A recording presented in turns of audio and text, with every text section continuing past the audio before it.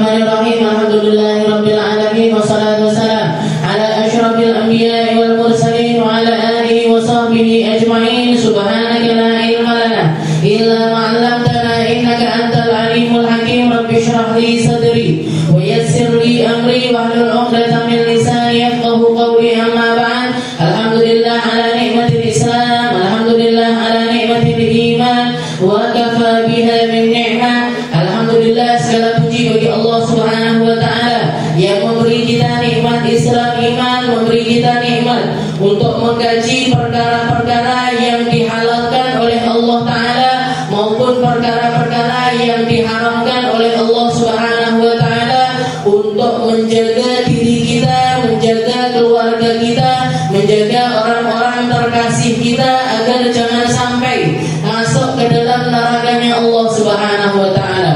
Allah Subhanahu wa taala mengatakan di dalam Al-Qur'an, "Qu anfusakum wa ahlikum nara." Wahai segenap manusia, hindarkan dirimu serta seluruh anak cucumu dari panasnya api neraka. Jadi penjagaan dari api neraka, penjagaan diri dari sesuatu yang mendatangkan murkanya Allah taala, menjaga diri dari hal-hal yang sifatnya itu bermaksiat adalah sebuah perkara yang gak boleh kita skip dari kehidupan kita. Gak boleh kita itu untuk menghindari sesuatu yang diharamkan oleh Allah taala. Kalau yang minggu lalu kita bahas tentang maksiatnya perut, untuk tidak memasukkan perkara-perkara yang haram, untuk menghindari hal-hal yang sifatnya itu akan mendatangkan adab dari Allah Subhanahu wa taala, mulai dari makan riba, makan upeti, makan barang gosok, makan barang curian, memakan sesuatu yang diperoleh dengan cara yang diharamkan oleh Allah taala, minum khamar dan lain sebagainya, minum khamar, makan babi dan lain sebagainya. Ini semuanya adalah hal-hal yang patut untuk kita hindari dari setiap aktivitas kita di dalam mencari rezeki. Jadi dalam perkara rezeki, jangan sampai tentang perkara perut ini bawa kita untuk masuk ke dalam nerakanya Allah Subhanahu wa taala. Dan sebenarnya kalau masalah rezeki ini kan biasanya yang kerja itu kan bapak-bapak, yang biasa kerja itu kan para laki-laki. Walaupun sekarang marak juga perempuan-perempuan juga ikut bekerja, tapi porsi awalnya atau kewajiban utamanya itu ada di bapak-bapak. Istilahnya kalau para suami, anaknya jenengan yang laki-laki, paman-pamannya jenengan, baik dari ibu ataupun dari bapak, itu kalau mereka itu nyari duit, kalau mereka itu bekerja, kerjaannya ini hukumnya adalah wajib. Jadi kalau bapak-bapak bekerja, itu hukumnya adalah wajib. Berarti gimana Ustaz? Ya kalau nggak mau kerja, berarti itu dosa. Wong lanang nggak kerja itu dosa. Orang laki nggak berangkat kerja itu haram. Orang laki nggak mengais nafkah itu hukumnya adalah haram. Selama badannya itu kuat, selama pikirannya itu mampu, selama dia itu masih ada tenaga untuk nyari kerja, maka wajib bagi dia untuk mencari pekerjaan. Jadi kalau laki-laki, bapak-bapak ngasih nafkah, kalau ngasih nafkah otomatis kan harus kerja. Berarti pekerjaan mereka ini hukumnya adalah wajib.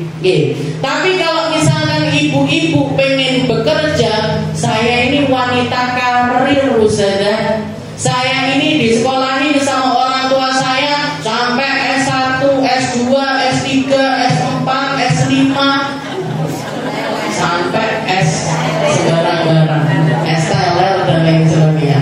Eman kalau saya nggak jadi business woman misalkan, eman kalau saya itu membuang karir jenjang saya yang sangat menjanjikan. Gimana ini kalau ibu-ibu bekerja ini gimana hukumnya? Hukumnya adalah sunnah. Jadi kalau memang itu untuk memenuhi kebutuhan nafkah, untuk memenuhi kebutuhan nafkah, untuk memenuhi kebutuhan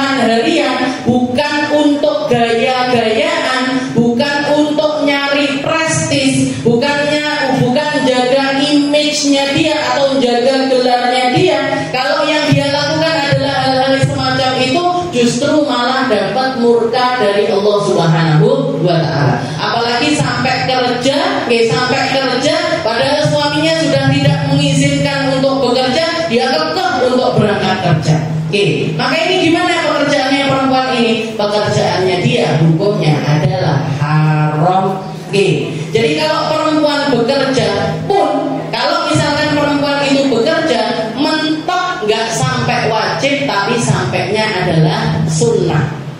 Kalau memang butuh sekali, saya kalau suami saya kerja cukup untuk harian. Tapi kalau saya ikut bekerja, saya bisa nyekolahkan, mondoin anak-anak saya di tempat yang fasilitasnya itu lebih baik. Maka silahkan kerja. Yang penting suaminya ngizinkan, yang penting suaminya ridho, yang penting suaminya itu legowo dengan apa yang dilakukan oleh istrinya. Sambil ditambah lagi dengan apa? Ditambah lagi dengan penjagaan diri yang luar biasa. Karena perempuan kerja itu, Bu, otomatis ketemu sama banyak laki-laki. Otomatis dia itu hadap-hadapan sama lawan jenis. Padahal jenengan tahu sendiri, yang namanya tresno itu datangnya dari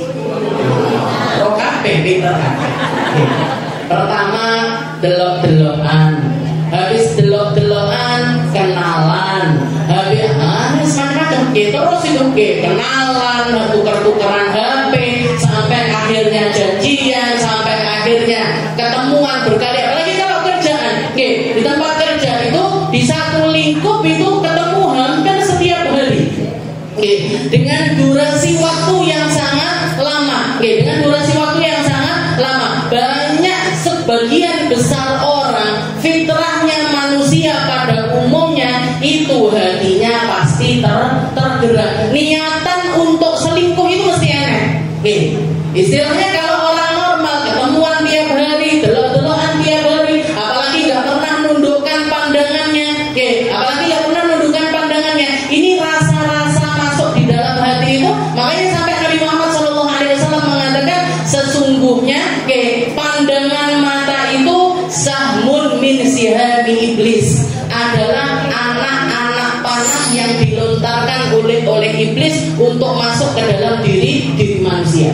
Dia nggak ada niatan ketika kerja itu, nggak ada niatan selingkuh, nggak ada niatan pengen kenalan sama laki-laki lain, nggak ada niat. Tapi karena terbiasa setiap hari ketemu, setiap hari ngelihat, apalagi imannya nggak pernah diopeni, nggak pernah dipupuk, nggak pernah disirami, nggak pernah pegangan, nggak punya pegangan Al-Quran, nggak punya pegangan wirid, nggak punya pegangan untuk gantungkan diri kepada Allah Subhanahu wa taala. Akhirnya goyah dan terjadilah yang terjadi seperti yang banyak marak sekali terjadi di zaman sekarang ini. Saya itu sampai ngeri kalau melihat curhatannya orang-orang. Walaupun meskipun sebagian besar di antara mereka nomornya nggak saya simpan, tapi saya ngeri sekali dengan apa yang terjadi, fenomena yang ada di luar sana. Jadi selingkuh dianggap sesuatu yang biasa. Jadi perempuan sudah punya suami masih punya pacar. Jadi sudah bojo ning rumah, tapi di tempat kerja dia punya laki lain. Laki-laki juga seperti itu, di rumah sudah punya istri yang halal bagi dia, tapi di tempat kerja dia masih mendua. Ini seperti yang dikatakan sama Nabi Muhammad SAW ketika beliau Isra Mi'raj. Ketika beliau di Isra Mi'rajkan oleh Allah Subhanahu wa taala, salah satu perkara yang dipandang Nabi dan membuat Nabi Muhammad itu jijik adalah ketika ada sekelompok perempuan, ada sekelompok laki-laki, di hadapan mereka ini ada daging, ada dua daging. Satu daging fresh, bagus, seger, dimasak dengan enak. Yang satunya lagi daging busuk, sudah keluar ulatnya, sudah keluar nanahnya, sudah nggak karu-karuan aromanya. Tapi orang-orang ini justru malah berbondong-bondong makan dari daging yang busuk itu tadi. Yang fresh dibiarin. Yang daging yang bagus itu justru malah dibiarin. Malah dia makan yang buruk ini tadi, yang busuk ini tadi. Ketika Nabi Muhammad tanya, "Ya Jibril, man haula?" Ini orang kenapa wahai Jibril? Di depan di hadapan mereka ada makanan yang benar, ada daging yang masih bagus, kok malah justru makan yang busuk. Oke, karena malaikat Jibril, wahai Muhammad, ini adalah orang-orang, ini adalah para laki-laki, para perempuan yang mereka itu memiliki istri yang halal bagi mereka, tapi justru malah nyari yang haram. Bisa menempatkan, bisa nyalurkan urusan biologisnya kepada yang halal, tapi justru ngambil yang haram. Oke, tapi justru ngambil yang haram. Ini gambarannya sesuatu yang diperlihatkan oleh Allah Subhanahu wa taala di malam Isra Mi'raj kepada Nabi Muhammad SAW. Nasallallahu salamah. Mungkin kita dijaga sama Allah Ta'ala. Suami kita dijaga di tempat kerjanya. Orang-orang terkasih kita dijaga sama Allah Ta'ala dari pandangan haram, dari melihat dengan cara yang haram, melakukan perkara-perkara yang haram, dijauhkan sama Allah Ta'ala sejauh-jauhnya.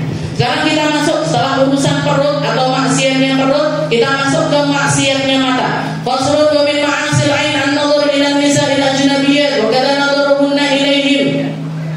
Minggu lalu kita sudah bahas bahwasanya maksiat mata yang pertama adalah melihat laki-laki yang bukan mahram atau laki-laki melihat kepada perempuan yang bukan mahram. Siapa itu yang mahram? Mereka-mereka yang haram untuk dinikahi. Oke, jadi kalau melihat sama yang mahram itu diperbolehkan. Bahkan jangan buka jilbab di depan mereka, nggak apa-apa. Punya wudu salaman sama mereka nggak batal wudunya. Oke, orang-orang yang mahram sama kita, baik dari segi nasab maupun dari segi rodok ataupun juga sebab adanya pernikahan. Oke, minggu lalu sudah kita bahas siapa aja yang dari nasab ke atas, bapak ke atas ke samping. Oke, bapak kita, kakek kita, bapaknya kakek, bapaknya kakek terus sampai ke atas. Oke, setelah itu ke samping, siapa ke samping? Saudaranya bapak, saudaranya ibu, saudaranya kakek, saudaranya nenek, saudaranya eyang uti laki, eyang uti perempuan. Pripun? Pokoknya ngoten lah. Pokoknya ke atas ke samping terus itu. Semuanya hukumnya adalah mahram. Setelah itu yang sejajar sama kita. Siapa yang sejajar sama kita? Saudara. Baik itu saudara sekandung, sebapak, seibu, ataupun saudara yang bapaknya dia sama dengan bapaknya kita, atau saudara yang ibunya dia seibu dengan kita. Jadi yang namanya saudara itu bukan cuma sekandung, tapi ada saudara sebapak, ada saudara seibu. Gimana ini mereka semuanya? Semuanya hukumnya adalah mahram sama kita. Semuanya hukumnya adalah mahram. Jadi misalkan jenengan punya bapak, punya bapak ini jenengan punya orang tua, bapak ibu. Ketika jenengan kecil, ibunya jenengan meninggal misalkan. Setelah itu bapaknya nikah lagi. Setelah itu bapaknya nikah lagi dari istri yang kedua, punya anak-anak. Ini gimana ini anaknya ibu yang anaknya bapak apa ibu mana? Anaknya bapak dari istri kedua ini tadi gimana hukumnya? Saudara jenengan. Saudara mahram. Sama seperti saudara kandung. Begitu juga kalau misalkan yang meninggal duluan adalah bapaknya. Jadi ibunya nikah lagi, punya anak-anak setelah itu. Nah, anak-anaknya pun juga hukumnya adalah mahram dengan kita. Setelah itu siapa? Ke bawah. Jadi saudara ke bawah. Saudara ke bawah atau kita ke bawah. Saudara ke bawah ini berarti ponaan. Ponaan nikah punya anak, mahram lagi. Anaknya ponaan nikah lagi, punya anak lagi. Nah, terus ke bawah itu juga mahram. Terus anak kita sendiri, anak kita, cucu kita, sampai ke bawah itu juga mahram. Kalau dari segi rodok, anak yang dirodok atau anak yang disusuin itu menjadi salah satu saudara dari orang yang menjadi salah satu saudara dari anaknya orang yang menyusui anak tersebut. Jadi kalau ada anak disusuin, kayak Rasulullah SAW, beliau itu pernah disusuin. Orang yang pertama kali menyusui Nabi namanya adalah Sayyidah Aminah, ibunya sendiri. Setelah disusuin sama ibunya, beliau disusuin juga sama salah satu budak perempuannya Abu Lahab. Pernah juga Ummu Aiman itu adalah budaknya Sayyidah Aminah. Setelah itu baru yang lama dikirim kepada Sayyidah Halimatus Sa'diyah. Dari Sayyidah Halimatus Sa'diyah ini karena beliau memang pekerjaannya ini nyusuin anak-anaknya orang-orang Mekah, ataupun orang-orang yang istilahnya memang kebiasaan waktu itu seperti itu. Jadi Rasulullah punya saudara rodok banyak sekali. Termasuk diantaranya Abu Salamah. Abu Salamah, salah satu sahabatnya Nabi. Setelah itu pamannya Nabi, Sayyidina Hamzah. Nah, itu juga saudara sesusuan dengan Nabi Muhammad SAW. Setelah itu ada yang namanya Abu Sufyan Ibnul Harith. Nah, itu juga jadi ada banyak sahabat-sahabatnya Nabi yang sepersusuan sama Nabi karena pernah disusuin dengan ibu yang sama, yaitu Sayyidah Halimatus Sa'diyah. Termasuk juga waktu itu Sayyidah Halimah waktu nyusuin Nabi punya anak perempuan namanya Syaimah. Punya anak perempuan namanya Syaimah. Nah, Syaimah ini pun jadi saudara sepersusuan dengan Nabi Muhammad SAW. Nah, jadi saudara dari rodok. Setelah itu dari pernikahan, menantu mertua. Menantu sama mertua itu mahram bimujarradil akad. Dengan hanya adanya akad nikah langsung mahram. Jadi nggak ada sebenarnya mantan mertua, itu nggak ada. Lek mantan bojo enek bu. Kalau suami istri cerai, maka jadi mantan. Suaminya jadi mantan, istrinya jadi mantan. Tapi kalau mertua itu nggak ada ceritanya mantan. Atau menantu juga biyen kuwi mantuku. Gimana? Ya enggak, secara dohir memang iya mantan mantu misalkan. Tapi secara hukum fikih, antara ibu mertua dengan menantu laki-laki itu tetap boleh salaman, bahkan nggak batal wudu. Dan haram menikah ilal abad, nggak boleh nikah. Sama mantan mertua itu nggak boleh nikah. Mantan mertua rabi, nggak boleh. Mantan menantu nikah nggak boleh. Jadi misalkan sudah cerai sama anaknya, sampai dewe lah, nggak boleh, bu, haram hukumnya. Jadi mantan mertua itu nggak boleh dinikahi selamanya. Cuman kalau mertua menantu ini cuman ke atas saja, nggak ke samping. Jadi misalkan dengan bojone bapak, bojone suami, bojone suami lanjut. Jadi mertuanya jenengan, bapak ibunya suami, bapaknya suami lah, bapaknya suami, ibunya suami itu cuma mahram ke atas saja, nggak sampai ke samping. Jadi bapak mertua mahram, dulure adiknya bapak mertua gimana? Nggak mahram. Kakaknya bapak mertua gimana? Nggak mahram. Ibu, jangan punya ibu mertua, adiknya ibu mertua mahram enggak. Kakaknya ibu mertua mahram enggak. Jadi cuma ke atas saja. Bapak mertua, kakek mertua, kakek-kakek, terus sampai ke atas. Tapi enggak menyamping. Enggak menyamping. Menantu juga gitu. Siapa yang jenengan pek mantu, yaitu yang mahram. Saudaranya mantu enggak jadi mahram. Haram dan keharaman ini ilal abad. Selamanya. Dengan adanya akad nikah itu terjadi mahramiyah selama-lamanya. Berarti gimana? Selamanya enggak boleh nikah. Enggak boleh ada pernikahan di antara mereka. Tapi kalau anak tiri, atau ibu tiri, anak tiri atau ibu tiri atau bapak tiri, itu jadi mahram dengan adanya hubungan suami istri.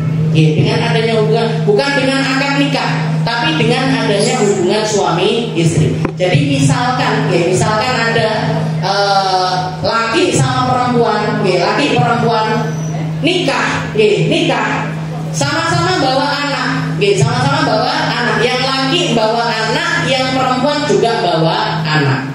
Begitu terjadi akad nikah, ini masih belum mahram antara anaknya si perempuan dengan bapaknya, atau antara anaknya yang laki dengan ibunya, ibu tirinya atau dengan bapak tirinya, belum mahram. Sampai kapan? Sampai terjadinya hubungan suami istri. Kalau sudah terjadi hubungan suami istri, baru jadi mahram.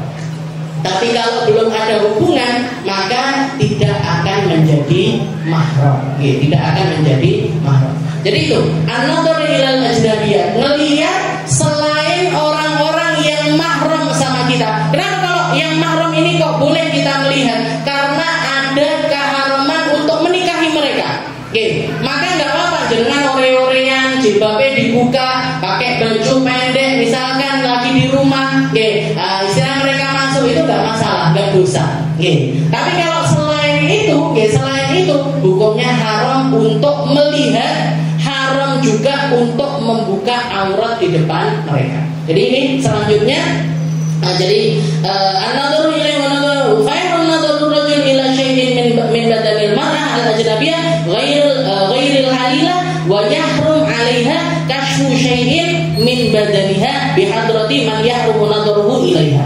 Jadi selain haram dari segi melihat, juga haram dari segi membuka aurat. Makanya Rasulullah SAW mengatakan an-nadhir wal mandur finnar. Dalam hal melihat sesuatu yang haram, itu yang melihat sama yang dilihat sama-sama dapat dosa. Sama-sama dapat dosa. Ngelihat auratnya orang hukumnya dosa, buka aurat di depan orang juga hukumnya dosa. Jadi nggak ada ceritanya, misalkan ada perempuan ore-orenan pakai baju pendek, setelah itu dilihat sama laki-laki, nyalahkan laki-laki, oh pancen motone jelalatan. Dia salah karena matanya jelalatan dia. Tapi dia sendiri, kamu sendiri juga dosa karena buka aurat. Salahmu, lek ora gelem didelok, ojo mau buka. Kalau nggak mau jadi konsumsi publik, jangan dibuka. Ini sudah dibuka, semua aibnya dia dibuka, semua hal dalam kehidupannya dipamerin. Setelah itu nyalahin orang-orang yang melihat. Oh, komentarnya kok kasar-kasar ya, komentarnya kok jelek. Lah kamu bukan dirimu sendiri. Ini rumah saya, ini lemari baju saya, ini sepatu saya, ini anak-anak saya, ini aurat saya. Dibuka di depan umum, dipamer-pamerin. Setelah itu nyalahin orang-orang yang melihat. Gak bisa. Kenapa? Karena dua-duanya sama. Sawasiyah fil dunub. Dua-duanya sama-sama kena dosa. Yang melihat dosa, yang dilihat juga dosa. An-nadhir wal mandur finnar. Orang yang lihat sama orang yang dilihat sama-sama masuk nerakanya Allah Ta'ala. Kecuali kalau nggak sengaja. Katanya Nabi Muhammad SAW, lakal ula wa alaikat tsaniyah. Yang pertama itu namanya rezeki. Itu kok dulu aurat, kok rezeki Ustaz. Bukan aurat bukan aurat. Tapi kalau misalkan bukan rezeki sih, maksudnya lakal ula bagi untukmu, istilahnya kamu gak akan dihisab dengan pandangan yang pertama, tapi akan dihisab dengan pandangan yang kedua. Misalkan jenengan lewat, ngelihat lewat toilet umum, tiba-tiba nek sing lagi buang air di situ, ndak ditutup lawangnya misalkan. Nah ini kalau kita seret lewat gitu, astagfirullah, itu nggak dosa. Tapi astagfirullah, nah itu baru dosa. Lakal ula wa alaikat tsaniyah. Yang kedua hukumnya adalah dosa. Kecuali kalau jangan hukumnya nggak tutup nego, nah ini nggak dosa. Lakal ula wa alaikat tsaniyah. Jadi haram melihat, haram juga membuka. Makanya di dalam kitab Taqrirat itu dikatakan auratnya perempuan yang perempuan itu wajib untuk menutup aurat. Laki-laki juga wajib untuk menutup aurat. Keadaannya perempuan di dalam menutup aurat itu ada 5 keadaannya. Kita perempuan ada 5 keadaan kita di dalam menutup aurat. Yang pertama adalah penutupan aurat ketika kita di dalam sholat.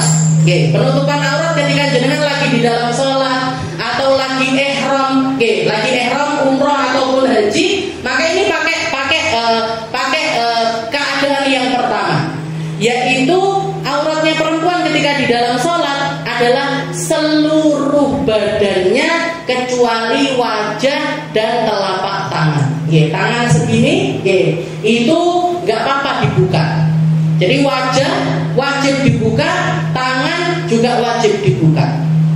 Bahkan kalau orang umroh, haji, kalau wajahnya ditutup, kena dam, bayar denda. Jadi wajib untuk dibuka. Perempuan ketika di dalam sholatnya, maka wajib menutup seluruh tubuhnya, menutup seluruh tubuhnya dengan penutupan yang disyariatkan. Ada saja penutupan yang disyariatkan. Iya, nutup aurat itu yang pertama syaratnya harus dipakai. Gak boleh jenengan nutup aurat pakai sesuatu yang gak dipakai, itu gak boleh. Kayak apa misalkan?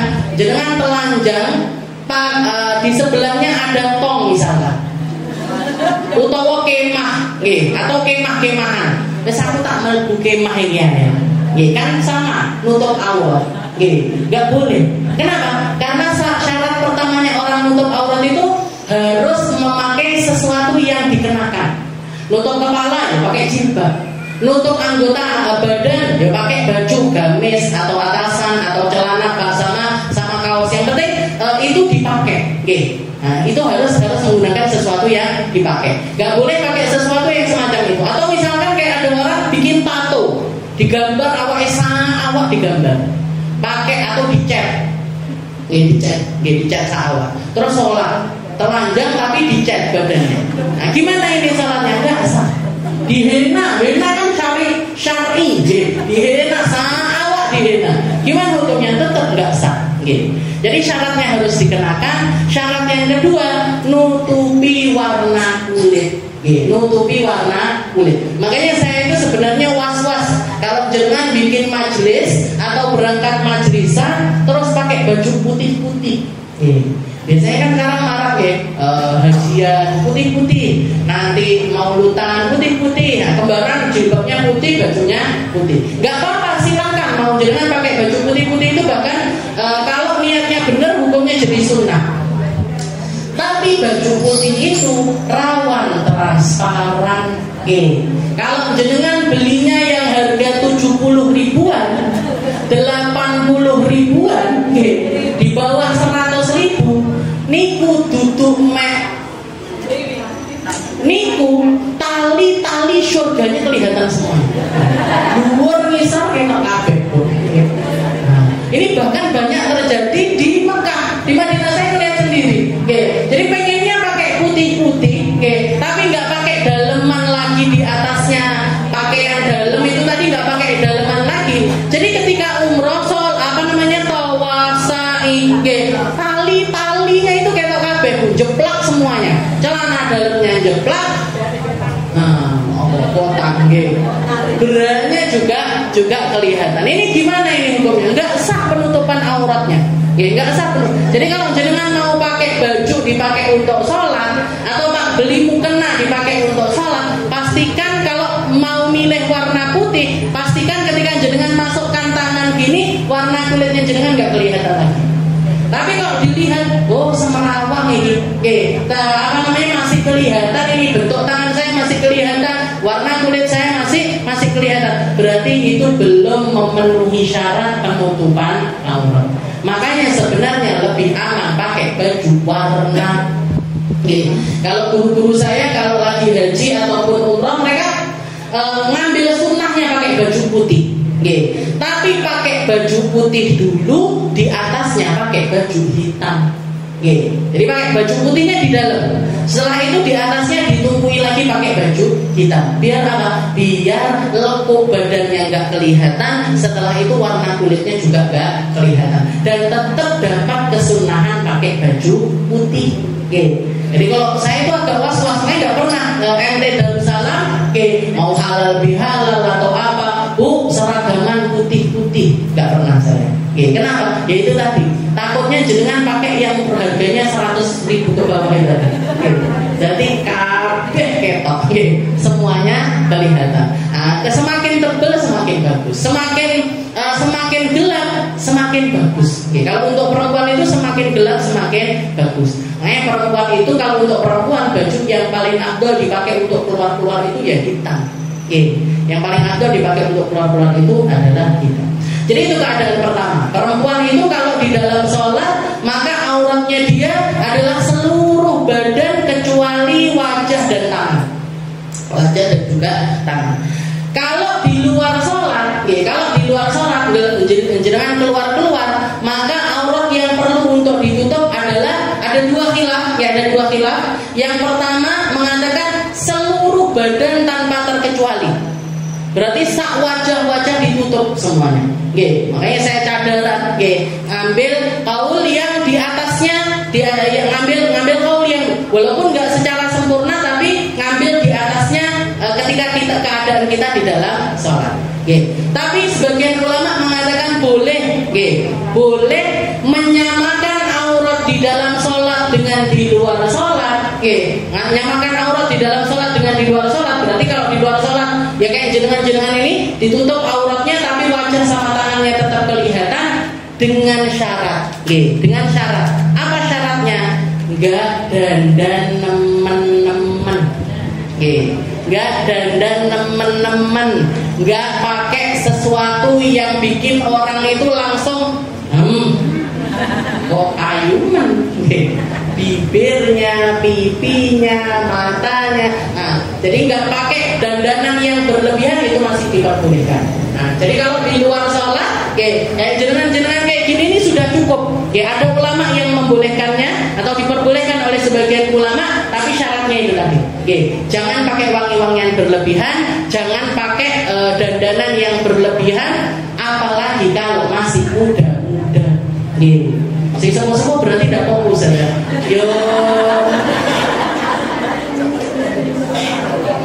Karena pandangan orang itu relatif orang lihat orang cantik itu relatif. Ada yang senang sama orang muda, ada yang senang sama lihat orang yang orang tua sepuh dan ini. Jadi lebih aman lagi kalau jenengan mau dandannya di dalam rumah aja. Kalau mau pakai yang wale misalnya, kalau lihat kondangan dandan cantik-cantik, ya dikurangi titik-titik lah, dikurangi dikit. Kalau biasanya merah merona sampai bling-bling kelihatan, apa ditipisi titik. Yang penting cuma biar segera aja sudah, biar nggak kayak orang sakit tipes. Ya udah, pokoknya titik air dan cuake. Berarti saya kayak orang tipes ini. Kalau itu keadaan yang kedua. Keadaan yang ketiga perempuan, auratnya perempuan fil khalwa wa ma'an nisa wa ma'ar rijalil maharim. Keadaan ketiga adalah auratnya perempuan di depan sesama perempuan, atau ketika dia sendirian atau bersama laki-laki yang mahram. Sama bapak kita, sama saudara kita, sama ponakan kita. Nah ini auratnya seberapa? Auratnya adalah bainas surrah wa rukbah, antara pusar sama perut. Antara pusar sama lutut. Antara pusar sama lutut. Nah ini auratnya perempuan di depan sesama perempuan, di depan laki-laki yang mahram, atau di depan anak kecil yang belum ngerti tentang aurat. Di depan anak kecil yang belum ngerti tentang aurat, maka auratnya perempuan yang wajib ditutup adalah antara pusar sampai lutut. Walaupun tetap disunnahkan untuk nutupi sampai ke atas kalau nggak ada hajat untuk membukanya. Jangan sampai jenengan di rumah mek sarungan tok nggak ada beda. Jangan, katanya misalnya pokoknya perut sampai lutut terus gondal-gandul di rumah. Jadi tetap sunnah untuk nutupnya sampai ke atas, tapi diperbolehkan membukanya kalau memang ada hajat.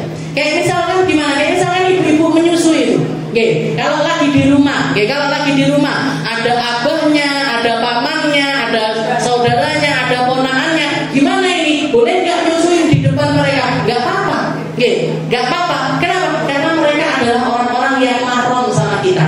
Yang insya Allah kalau pikirannya normal, hatinya normal, agamanya dedek, agamanya itu kuat, dia nggak akan terpengaruh dengan pemandangan yang seperti itu. Istilahnya ngelihat bapak ngelihat anaknya sendiri nyusuin, nggak ada syahwat bu. Kakek ngelihat cucunya sendiri nyusuin, nggak akan ada syahwat. Kalau agamanya benar bener, pikirannya normal, hatinya normal, nggak akan ada syahwat. Oke, yang ada syahwat itu berarti orang-orang nggak normal. Bisa syahwat sama anaknya sendiri, ponaknya sendiri, cucunya sendiri, itu berarti nggak normal. Ada yang perlu dibenahi. Makanya syariat ini nata dengan tatanan yang baik, karena memang perempuan kadang-kadang punya hajat untuk membuka aurat bagian atasnya. Itu keadaan yang ketiga. Di depan sesama perempuan, jadi nggak boleh. Jangan misalkan mandi bareng, cepet ya, atus bareng, telanjang bulat, nggak boleh. Nah, tapi kalau masih pakai sarung, disarungi, atus bareng tapi disarungi, itu maka hukumnya boleh. Makanya hati-hati. Yang mondokin anak di pesantren, jadi salah satu yang harus jenengan cek, atus bareng apa enggak. Ada peraturan mandi nggak boleh berduaan apa enggak. Kalau ada, jangan masukkan di pondok itu. Karena percuma mau Quran tapi delok-delokan. Di kamar mandi itu wekmu ngono. Itu keadaan yang ketiga. Keadaan yang keempat, indan nisa'il fasiqat wal kafirat. Yang keempat adalah yang harus kita tutupi di depan sesama perempuan, tapi perempuan non muslim dan perempuan kafir. Perempuan non muslim dan perempuan al-fasiqat. Al-fasiqat ini perempuan yang fasik, yang banyak melakukan keburukan, yang terkenal dengan mulutnya yang ember, yang terkenal dengan gampangnya dia buka aib saudaranya. Nah, ini di depan perempuan fasik sama di depan perempuan yang kafir. Nah, jangan punya teman agamanya Kristen misalkan, atau punya teman agamanya Buddha atau agama yang lainnya.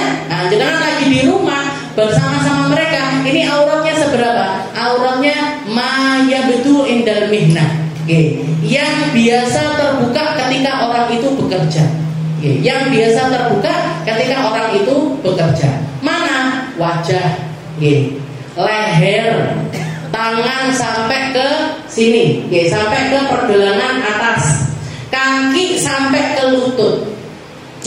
Selain itu tetap wajib ditutup. Jadi kalau di depan orang perempuan non muslim atau di depan perempuan yang fasik, itu aurat kita yang harus tetap kita tutup di depan mereka adalah semuanya tetap harus ditutup, tapi boleh buka bagian wajah, bagian leher, bagian tangan sampai ke atas siku, bagian kaki sampai ke lutut. Selain itu tetap wajib ditutup. Rambut tetap wajib ditutup. Rambut tetap wajib ditutup di depan perempuan non muslim. Jadi ar-ra's wal wajh yang selain itu boleh terbuka. Jadi yang biasa kita terbuka ketika kita kerja. Nah, itu boleh terbuka. Kuping kuping boleh. Jadi bagian wajah sampai ke telinga sini boleh dibuka. Rambut boleh dibuka di depan mereka, tapi nggak boleh semuanya. Nggak boleh full dibuka, nggak boleh. Nah, kalau kelihatan sini masih nggak apa-apa. Tapi kalau full jenengan buka di depan mereka nggak boleh. Kenapa? Karena rentan aurat kita itu jadi pembicaraan di antara mereka. Rentan aurat kita jadi pembicaraan. Saya kalau misalkan rambut saya tak warnai kuning, atau saya warna hijau, saya warna merah misalkan. Tahu-tahu jenengan datang ke rumah, saya buka rambut, tiba-tiba bisa ada rambutnya hijau, tiba-tiba bisa ada rambutnya biru. Ngomong ke sana. Nah, ini orang non muslim atau orang fasik itu rentan seperti itu. Jenengan auratnya akan dibuka di depan orang, atau diceritakan di depan. Itu keadaan yang keempat. Keadaan yang terakhir adalah keadaan auratnya perempuan di depan suaminya sendiri. Ala halibihi, di depan suaminya. Mana auratnya? La aurat. Enek aurat. Jangan untuk dicetak opo. Kalau di depan suami tok, di depan suami aja loh Bu, ini bolehnya. Jadi perempuan kalau di depan suaminya itu tidak ada aurat sama sekali. Alhamdulillah keleke jenengan monggo, alhamdulillah sembarang arep didelok sama dia, penasaran delok keleke. Delok kupinge. Jenengan pakane kabeh. Kalau di depan suami. Selain suami nggak boleh. Oke. Bahkan ketika perempuan sendiri aja, ketika perempuan sendiri itu tetap harus nutup antara bina surah dan rukbah. Jangan duduk sendirian, ya, atau di kamar mandi itu antara pusar sampai lutut itu kalau nggak ada hajat untuk melihat, nggak usah dilihat. Nggak usah. Tapi kalau suaminya jenengan silahkan harus disetolok ya oleh kalau pakai senter disetolok sekali itu nggak apa. Wallahu a'lam bishawab. Ini tentang kasyful aurat ya. Jadi ngelihat nggak boleh, membuka juga nggak boleh. Ngelihat nggak boleh, membuka juga nggak